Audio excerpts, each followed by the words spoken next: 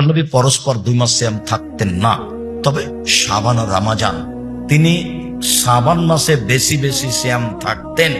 এক হাদিসে এসেছে আপনারা থাকবেন একটানা 15 দিন পর্যন্ত।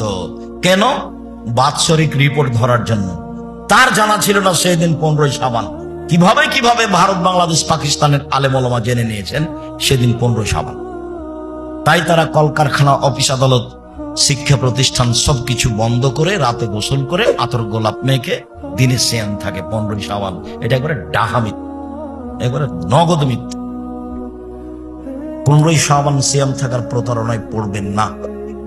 15ই শাবানে রুজি বন্টন হয়। 15ই শাবানে সারা বছরে যত মানুষ জন্ম নিবে, যত মানুষ মারা যাবে, সব হিসাব নিকাশ হয়। একবারে ডাহা মিথ্যা কথা, সরাসরি কোরআনের বিপরীত। কোরআন মাজিদে এসেছে যে বাৎসরিক রিপোর্ট, বাৎসরিক সবকিছু হয় লাইলাতুল কাদরে। কোরআন মাজিদে কোন তারিখ উল্লেখ হয়েছে? লাইলাতুল কাদর। আর জাল হাদিসে উল্লেখ হচ্ছে 15ই শাবান। মানুষের বানানো হাদিসে উল্লেখ হচ্ছে 15ই শাবান। মানুষের বানানো হাদিসে উল্লেখ হয়েছে যে 15ই শাবানে আল্লাহ নেমে আসেন সন্ধ্যা রাতেই, মাগরিবের পরপরই নেমে এসে বলেন, এই শোনো, 15ই শাবানে সিয়াম থাকো তোমরা। 15ই শাবানে 1 বছর যাবত মানুষের যা রুজি হবে তা বন্টন করা হবে। 15ই শাবানে যত মানুষ মারা যাবে তাদের নাম তালিকা হবে। 15ই শাবানে যত মানুষ জন্ম নিবে তাদের নাম তালিকা হবে। আল্লাহ বলছেন, শোনো 15ই শাবানে সিয়াম থাকো। বুখারী মুসলিমের হাদিসে আছে যে আল্লাহ নেমে আসেন প্রত্যেক রাতে, রাতের 3 ভাগের 2 ভাগ পার হওয়ার পরে। আর জাল হাদিসে কখন নেমে আসছে? মাগরিবের পরে। বুঝাতে পারিনি কথা? জাল হাদিসে আল্লাহ কখন নেমে আসছেন? মাগরিবের পরে। আর বুখারী মুসলিমের হাদিসে আল্লাহ কখন নেমে আসেন? শেষ রাতে। জাল হাদিসে প্রমাণ হচ্ছে 15ই শাবান মাত্র 1 রাতে। আর বুখারী মুসলিমের হাদিসে নিয়মিত। সম্মানিত দিনী ভাই বোন, আশা যে বুঝেছেন নফল সিয়াম ইবাদতের জগতে সবচেয়ে দামি সিয়াম। 1 মুহররমের 10 তারিখের সিয়াম, মুহররমের 2 দিন সিয়াম। 3 আরাফার 1 দিন সিয়াম। 1 মুহররমের 2 দিন সিয়াম, 2 আরাফার 1 দিন সিয়াম, 3 প্রতি মাসে 3 দিন সিয়াম, 4 শাওয়ালের 6 দিন সিয়াম, 5 যুলহিজ্জার একটানা 9 দিন সিয়াম, 6 শাবানের একটানা 15 দিন সিয়াম। মনে থাকবে না মনে হয়? 1 মুহররমের 2 দিন সিয়াম, 2 আরাফার 1 দিন সিয়াম, 3 প্রতি মাসে 3 দিন সিয়াম, 4 বৃহস্পতিবার সোমবার সিয়াম, 5 শাওয়ালের 6 দিন সিয়াম, 6 যুলহিজ্জার একটানা 9 দিন সিয়াম, 7 আরাফার একটানা 9, শাবানের একটানা 9 দিন সিয়াম। 15 দিন ও উলট পালট হয়ে যাচ্ছে। শাবানের একটানা 15 দিন, ঠিক আছে, এখন ঠিক আছে। যুলহিজ্জার 9 দিন আর শাবানের 15 দিন। এই 8 ধরনের নফল সিয়াম পালনের জন্য আপনাকে আমি আন্তরিকভাবে অনুরোধ জানাচ্ছি। মানুষের জীবনে 4টা কাজ, জরুরি কাজ। 1 5 ওয়াক্ত সালাত, 2 হালাল রুজি, 3 কোরআন তেলাওয়াত, 4 আড্ডা পিটা হারাম, চিরদিনের জন্য হারাম। আড্ডা পিটা, গল্প করা, মানুষের বদনাম করা, গীবত করা, এটা 2 ধরনের। 1 ধরনের বড় মোবাইল নিয়ে ল্যাংটা মেয়ে দেখা, ঘন্টা ঘন্টা চলছে, আড্ডা পিটা চলছে, ভোর হয়ে যাচ্ছে, এইটা চিরদিনের জন্য হারাম। 2 দোকানে বসে গল্প চলছে, দেখেন কাঞ্চন বাজারে এখনো চলছে, দোকানে বসে 4 জন 5 জন বসে আছে, ল্যাংটা মেয়ে নাচছার গল্প জমাচ্ছে। আপনি গিয়ে বলেন যে এরা ভালো মানুষ, ওরা কি জিজ্ঞাসা করেন আপনারা নাকি পরহেজগার মানুষ, দেখি কি বলে। জিজ্ঞাসা করে দেখেন পরহেজগার মানুষ, খেপে যাবে, চিন্তা করেন কেন? আমি বলছি যে ভাইজান বাম হাতে পানি খান না, ভাইজান ডান হাতে পানি খান। আমাকে বলছে বাম হাতে তো হাত, তাই বলছে আমার ছেলে গোল্ডেন পেয়েছে, আমার ছেলে A+ পেয়েছে, আমার ছেলে ডাক্তারি লাইনে পড়ে, আমার ছেলে বড় ডাক্তার, এত প্রশংসা করিয়েন। বড় ডাক্তার তো আমিও জানি, পিজি হাসপাতালে একটা 3 লক্ষ টাকা মাসে বেতন পাই। তো ওই কোম্পানির ওষুধ লেখে আপনার ছেলে যে কোম্পানি তাকে টাকা দিয়েছে। এখন আপনি বলেন যে আমার ছেলেটা কুকুরের চেয়ে ভালো, বলেন তো দেখি আপনি। আমি বলছি আপনার ছেলেটা কুকুরের চেয়ে খারাপ, শুকুরের চেয়ে খারাপ, আপনি তার চেয়ে ভালো বলেন দেখি, কি দিয়ে বলেন? ধোঁকাবাজ, ও শয়তান, ও ভালো আবার কি? ও ভালো ইঞ্জিনিয়ার, আমিও বুঝলাম যে ভালো, কিন্তু ও টাকা চুরি করে, যে কোনো কাজে টাকা চুরি করে। আপনি বলেন দেখি ও শরীর চেয়ে ভালো, কুকুরের চেয়ে ভালো, বলেন দেখি। আমি বলিনি, আল্লাহ বলছেন ও কুকুরের চেয়ে খারাপ। আমি বলবো কেন? আমার ঠেকা বাঁধেছে? ধর্মর আমি নিয়েছি, এজেন্ট নিয়েছি নাকি? ধর্ম তো কারোর কথা দিয়ে চলে না, একজন মানুষের কথা দিয়ে চলে, যার নাম মোহাম্মদ সাল্লাল্লাহু আলাইহি ওয়াসাল্লাম। 19-20 কেউ করতে পারলে সেখান থেকে করতে হবে। যেহেতু পৃথিবীর কাউকে 19-20-এর ক্ষমতা দেওয়া হয়নি, কেউ কোনোদিন এটা পরিবর্তন করতেও পারবে না। আপনি ভালো ছেলে মানুষের মতো মানুষ করেন। আমি তো 90 সাল থেকে 36 বছর চলছে, 36 বছরে আমি বলেছি এ দেশে কোন শিক্ষিত মানুষ শিক্ষামন্ত্রী হয়নি, এখনো বলছি, এই মুহূর্তে বলছি। কেন? আরে ঠাকুরের গান কেন?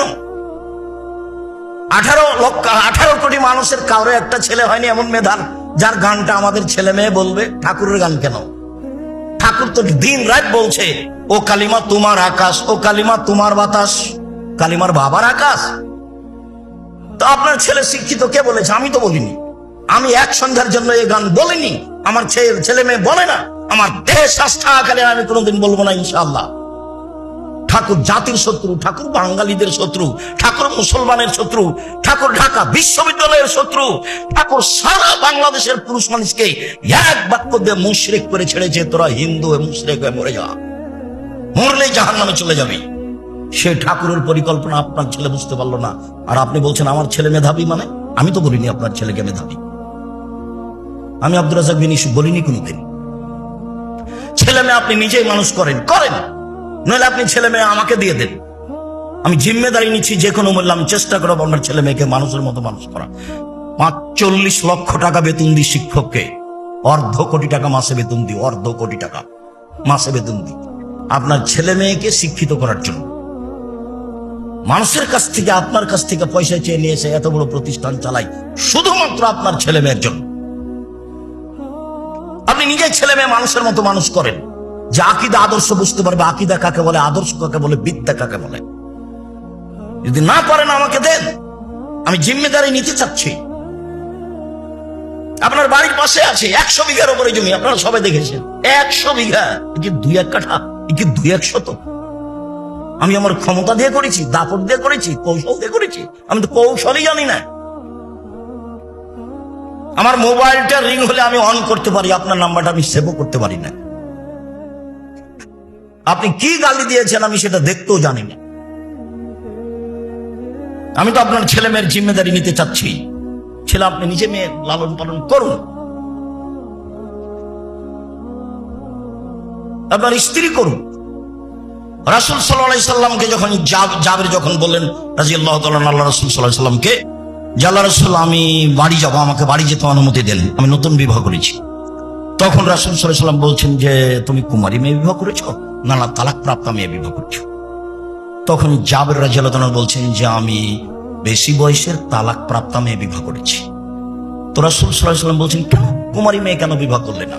কুমারী মেয়ে বিবাহ করতে, তুমি তার সাথে খেলতে, তোমার সাথে খেলতো। তখন তিনি বলছেন আল্লাহ রাসূল শোনেন একটা কথা, আমার আব্বা উহুদের যুদ্ধে শহীদ হয়েছেন 9 জন ছেলে মেয়ে রেখে, 9 জন।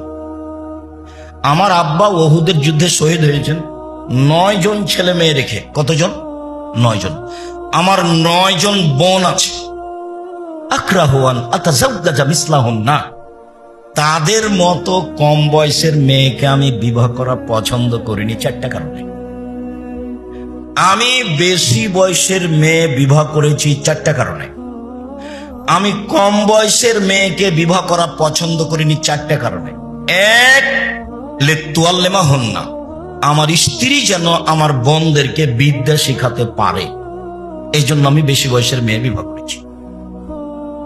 2, তুআদ্দিবাহুন্না, আমার স্ত্রী যেন আমার বোনদেরকে শিষ্টাচার শেখাতে পারে, শিষ্টাচার।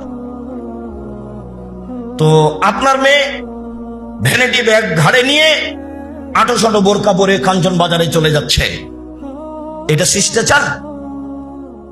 এটা শিষ্টাচার নাকি? ওই বলুক। আপনি এসার সালাত আদায় করে গিয়ে দোকানে বসে থাকছেন, ল্যাংটা মেয়ে নাচছে, আপনি ভাবে চেয়ে আছেন, আপনি ভালো মানুষ? কেউ যদি আপনাকে বলে যে আপনি কুকুরের চেয়ে খারাপ, তো আপনি কি বলবেন? হ্যাঁ, কেউ বলছিস কেন? আমি তো ভালো মানুষ, বলেন তো দেখি যে আমি তো ভালো মানুষ। ল্যাংটা মেয়ে নাচছে আর আপনি বলছেন আমি ভালো মানুষ, আপনি তো চুপটি হয়ে যাবে। আপনি ভালো মানুষ বলবেন কি দিয়ে? আপনার মেয়ে একটা আটো সাটো বোরকা পরে চলে যাচ্ছে কাঞ্চন বাজারে বাজার করতে, ওর বাপ মরে গেছে, ওর শ্বশুর মরে গেছে, ওর দেবর মরে গেছে, ওর ভাসুর মরে গেছে, ওর বোনের ছেলে মরে গেছে, ওর ভাইয়ের ছেলে মরে গেছে, দেশ মেরে খেয়েছে, ও বাজারে গেল কেন? যাবে কেন? যাবে কেন? কোন শরমে যাবে? কোন লজ্জায় যাবে? যাই কেন? বাজার কেন? তার স্বভাব কেন যাবে বাজারে? আহাবুল বেলাদে মাসাজেদ হাব গজল বেলাদ আসোহা। সবচেয়ে ভালো জায়গা মসজিদ, সবচেয়ে খারাপ জায়গা বাজার। আপনার বউ বাজারে যায় কেন? আপনার মেয়ে বাজারে যায় কেন? ওর মা ভালো নয় সেই জন্য, ওর মাই খারাপ। ওর মা তাকে শিষ্টাচার শিখাতে পারেনি। শিষ্টাচার কাকে বলে? নখ বড় আছে, এটাই কি শিষ্টাচার? নখে নীল পালিশ আছে, এটাই কি শিষ্টাচার? ঘাড়ে ভ্যানিটি ব্যাগ আছে, এটাই কি শিষ্টাচার? দিন রাত লম্বা মোবাইল টিপে, বড় মোবাইল টিপে ল্যাংটা মেয়ে দেখছে আপনার মেয়ে, এটাই কি শিষ্টাচার? আপনি বসে দোকানে গল্প করছেন, এটাই কি শিষ্টাচার? দোকানে বসে বসে কে কত ভোট পেল, কে কি পেল, দিন রাত মানুষের বদনাম করছেন, সেটাই কি শিষ্টাচার? এটা হলো, এরই নাম পশু প্রাণী। বুঝেও বুঝে না ওরা, অন্তর আছে বুঝে না, দেখেও দেখে না ওরা, চক্ষু আছে দেখে না, শুনেও শুনে না ওরা, কান আছে শোনে না।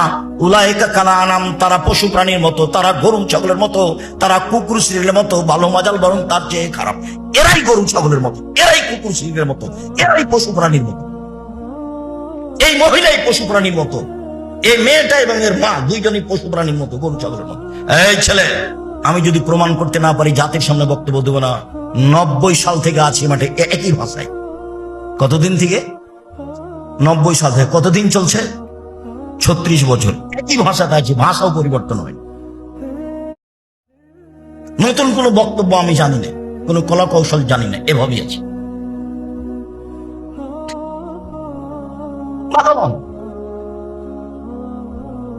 আমার 16 বছর ছাত্র জীবন। 88 আগস্টের 20 তারিখ রোজ বুধবার বিকাল 3টে থেকে শিক্ষক। 88 আগস্টের 20 তারিখ রোজ বুধবার বিকাল 3টে থেকে শিক্ষক। 88 আগস্টের 20 তারিখ রোজ বুধবার থেকে এখন পর্যন্ত আমি কোনোদিন দোকানে বসিনি। আমি মরে গেছি? কোনোদিন বসিনি। কোনোদিন চায়ের স্টলে বসে চা খাইনি। তো মরে গেছি নাকি? বেঁচে আছে। ভ্যানিটি ব্যাগ তো দূরের কথা, আমরা তো বাজারেই যাই না। আমাদের বাড়ির মানুষজন বাজারে ওভাবে যায় না। আমাদের মহিলারা বাজারও তো ভাবাই যাবে। তা আমরা তো বেঁচে আছি দুনিয়াতে, মরে গেছি নাকি? আপনার স্ত্রীর আপনি মরে গেছেন কেন? আপনি শক্ত হয়ে যান, সুন্দর হন, রাসূলের নীতিতে বসবাস করেন, সুন্দর শিষ্টাচার শিখাবে। 3, আমার বোনদেরকে সাজগোজ করে পরিপাটি করে রাখবে। 4, আমার বোনদেরকে পাহারা দিবে। তাহলে ক্ষতি হয়েছে আপনার স্ত্রীর কারণে। আপনার স্ত্রী আপনার ছেলে মেয়েকে 1, বিদ্যা শিখাবে, 2, শিষ্টাচার শিখাবে, 3, সাজগোজ করে পরিপাটি করে রাখবে, 4, পাহারা দিবে। দেয় না কেন? দেয় না কেন? ইবাদতের জগতে সবচেয়ে দামি গুরুত্বপূর্ণ ইবাদত সিয়াম। সিয়ামের বিনিময় সরাসরি জান্নাত। সিয়াম পালন করে 2-4-10 নেকি হয় না। ওই বাচ্চাটা পাশ থেকে উঠে চলে গেল, আপনি খেয়াল করছেন না কেন? ও তো কথা বুঝে না, কিন্তু আপনাকে ধরে আটকে রাখতে হবে, নাহলে পরিবেশ নষ্ট হবে। অল্প কিছুক্ষণ সিয়াম পালন করে নেকি হয় না, 2-4-5 নেকি পান না। সিয়ামের বিনিময় সরাসরি জান্নাত। অন্য কাজে নেকি পাওয়া যায়। 10 টাকা দান করলাম, ফকিরকে ভিক্ষা দিলাম, 10 নেকি। আল্লাহ বলছেন ফেরেশতাকে, আল্লাহ বলেন এই নেকি লিখো লিখো লিখো লিখো, বাড়াও বাড়াও বাড়াও বাড়াও, 10 700 লিখো, আরো বাড়াও আরো। সিয়াম এরকম নেকি নয়। কেউ যদি জানাজায় যায়, 1 ওহুদ পাহাড়ের সমান নেকি। মাটি দেওয়া পর্যন্ত থাকলে 2 ওহুদ পাহাড়ের সমান নেকি। এটা আবার কি? এক উহুদ পাহাড় হলো 4 কিলোমিটার প্রশস্ত, 8 কিলোমিটার লম্বা। নিচে কত কিলো আছে কেউ জানে না। তাহলে জানাজাতে গেলেই এক উহুদ, তাহলে একটা পরিমাণ হলো, তাহলে একটা কি হলো, পরিমাণ হলো। জানাজাতে নেকি পাওয়া যায়, কিন্তু সিয়াম এরকম নয়। দেখেন আবু সাঈদ খুদরি রাদিয়াল্লাহু তাআলা আনহু বলেন, রাসূল সাল্লাল্লাহু আলাইহি সাল্লাম বলেছেন, মান সামা ইয়াওমান ফি সাবিলিল্লাহ বা'দাল্লাহি ওয়া লিনারি সাবিনা খারিফা। কেউ যদি আল্লাহকে সন্তুষ্ট করার জন্য একদিন সিয়াম থাকে, তাহলে আল্লাহ তাকে জাহান্নাম থেকে 70 বছরের পথ দূরে সরিয়ে দেন। 2, আমর ইবনে আব্বাস রাদিয়াল্লাহু তাআলা আনহু বলেন, রাসূল সাল্লাল্লাহু আলাইহি সাল্লাম বলেছেন, মান সামা ইয়াওমান ফি সাবিলিল্লাহ। কেউ যদি আল্লাহকে সন্তুষ্ট করার জন্য একদিন সিয়াম থাকে, বুইদাত মিনহুন নার মাসিরাতা মিয়াতে আম, তাহলে জাহান্নামকে তার থেকে আল্লাহ 100 বছরের পথ দূরে সরিয়ে দেন। 3, উমামা বাহিলী রাদিয়াল্লাহু তাআলা আনহু বলেন, রাসূল সাল্লাল্লাহু আলাইহি সাল্লাম বলেছেন, মান সামা ইয়াওমান ফি সাবিলিল্লাহ। কেউ যদি আল্লাহকে সন্তুষ্ট করার জন্য একদিন সিয়াম থাকে, জাআলাল্লাহু বাইনাহু ওয়া বাইনান নারি খান্দাক কামা বাইনাস সামাই ওয়াল আরশ, তার মাঝে আর জাহান্নামের মাঝে আল্লাহ একটা গর্ত এই দয়া করে কথা বলবেন না, আপনার খুব জরুরি, এটা আমি বুঝছি, কিন্তু দয়া করে এখন বলিয়েন না। আমি আপনাকে সম্মান করতে চাই, আপনি আমাকে সম্মান দেওয়ার মতো সুযোগ দেন, আমি খুশি হব। যতই ক্ষতি হোক কথা বলবেন না, যা হবে হবে। এই টেনশন ভোগ করেন না যে আব্রোহী হিসেবে টাকা দিব কিভাবে, 50,000 লাগবে, 1 লাখ টাকা লাগবে, কি যে লাগবে, ঝামেলা। অত টেনশন করছেন নাকি?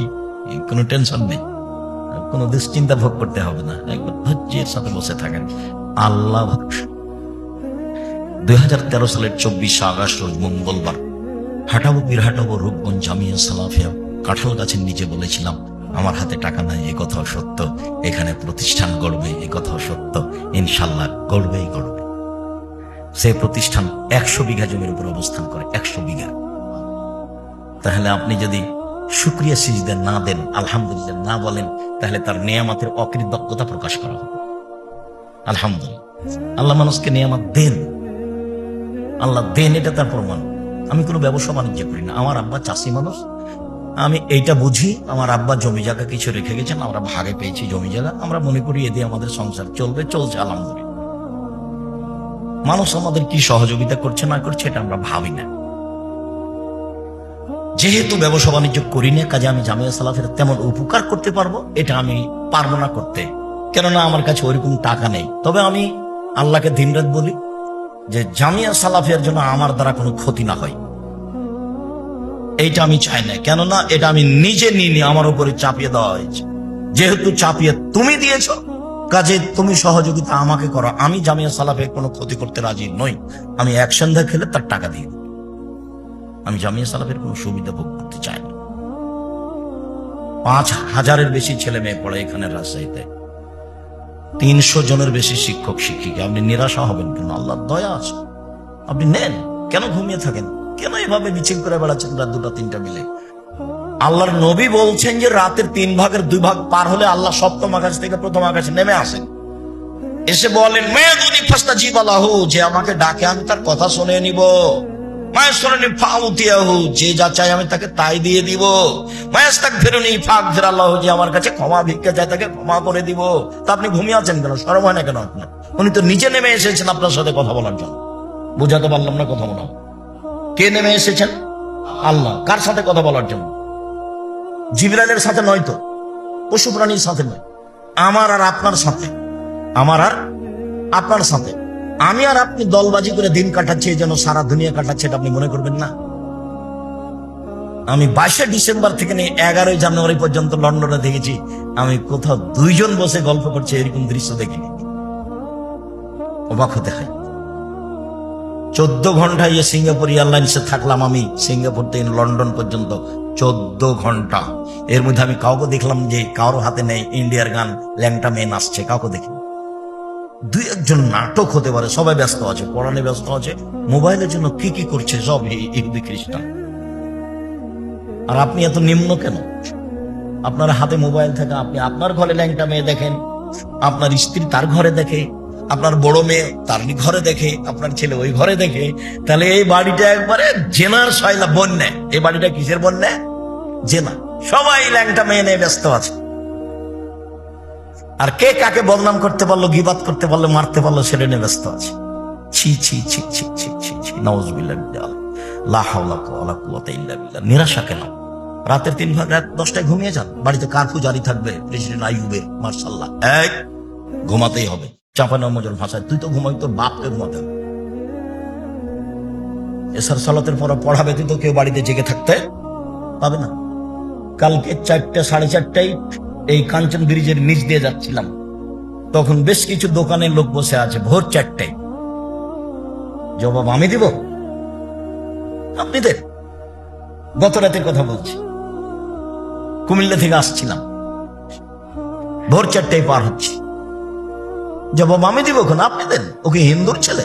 ও কি ইহুদির ছেলে? ও কি খ্রিস্টানের ছেলে? জবাব আপনি দিবেন। জন্ম দিয়েছেন আপনি, জবাব আপনি দিবেন না? আপনি দেন। নিরাশার কিছু নেই, একবারে শক্ত অবস্থানে থাকবেন। রাত 10টায় ঘুমিয়ে যাবেন, রাত 3টায় উঠবেন। তাহলে কয় ঘন্টা ঘুমানো হলো? 5 ঘন্টা। যদি 4টায় উঠেন, 6 ঘন্টা ঘুমানো হলো।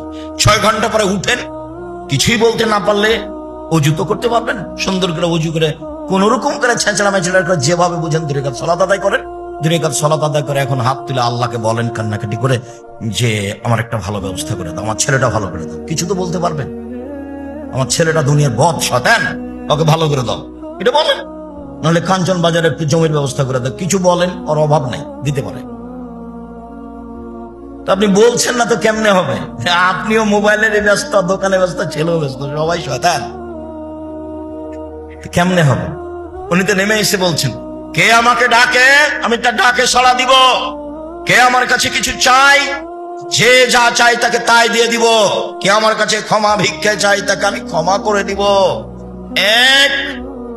একদিন শ্যাম থাকলে জান্নাত 70, জাহান্নাম 70 বছরের পথ দূরে সরে যাবে। 2, একদিন শ্যাম থাকলে জাহান্নাম 100 বছরের পথ দূরে সরে যাবে। 3, একদিন শ্যাম থাকলে জাহান্নাম 500 বছরের পথ দূরে সরে যাবে। 3টা হাদিস মিলে শ্যামের ফলাফল লোকরা জান্নাত পাবে। তো নেকি হলো না জান্নাত হলো? পৃথিবীতে এরকম কোন ইবাদত নেই। হজ করেন, হজ কবুল হলে লোকটা হয়ে যাবে সেই দিনের মতো যেদিন তার মাতাকে জন্ম দিয়েছে, নিষ্পাপ হয়ে যাবে। কিন্তু বিনিময় জান্নাত হবে এটা নয়। হজ করলে জান্নাত পাওয়া যায়, যেতে পারে, ওর একটা বিনিময় নেকি আছে। আর সিয়ামের বিনিময় হলো জান্নাত। এই যে দেখেন,